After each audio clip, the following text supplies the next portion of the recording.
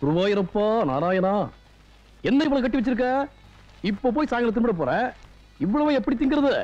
திங்கிறதுலயே இருங்க, எல்லாம் நம்ம பிள்ளைங்களுக்குங்க. இந்தாங்க, இது உங்களுக்கு. இது எனக்கு. பஸ்ல கொறிக்கிறதுக்கு இது போதும். பஸ் ஒருவேளை பாதியில பிரேக் டவுன் ஆகி போச்சுன்னு வைய, பக்கத்துல யாராவது கொறிக்காம இருப்பாங்க, அவங்க கிட்ட வாங்கிக்கிறேன். சரி சரி, இதுல முறுக்கு, சீடை, கருவடா எல்லாம் வச்சிருக்கேன். எல்லாத்தையும் கொண்டு போய் பத்திரமா கொடுங்க. அப்புறம் ஒரு விஷயம். என்னது? அந்த பையில பாட்டில் வச்சிருக்கேன். வைக்கும் போது பார்த்து வைங்க, உடையாம.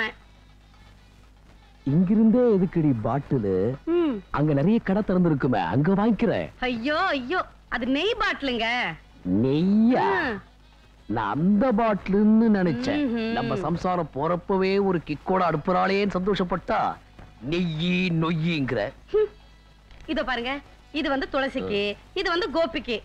வெள்ளிக்கிழமை வெள்ளிக்கிழமை எண்ணெய் தேய்ச்சி குளிக்க சொல்லுங்க. கோபியவா துளசியவா? வெள்ளிக்கிழமைங்கிறல்ல. அப்ப கோபிதா, சச்ச துளசிதா. எவ்ரி ஃப்ரைடே ஆயில் பாத் எடுக்கிறது பொம்பளைங்க தானே? Okay okay.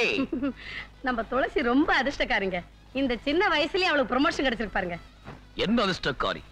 நான் ஒரு தேங்காய் மடைய, எங்க அண்ணன் ஒரு மாங்காய் மடைய. சின்ன சிறுசுகளை பிரிச்சுட்டானடி. சரி சரி, பேசுறது போதும். பஸ் புறப்புற நேரமாச்சு, சீக்கிரமா கிளம்புங்க கிளம்புங்க. புறப்படுறேன். போறப்போ ஒரு விஷயம் சொல்றேன். என்ன? அதுவும் சீரியஸா சொல்றேன். நான் போறதோ பல்லவன். எதிர்க்க வர சேரனுக்கு பயந்து அவன் சடன் பிரேக் போட்டு நெய் பாட்டில் உடைஞ்சா நான் பொறுப்பில்லை. ஐயோ, இது ராசிபுரம் நெய்ங்க. உடைஞ்சதுக்கு அப்புறம் எந்த புறமா இருந்தா எனக்கு என்ன?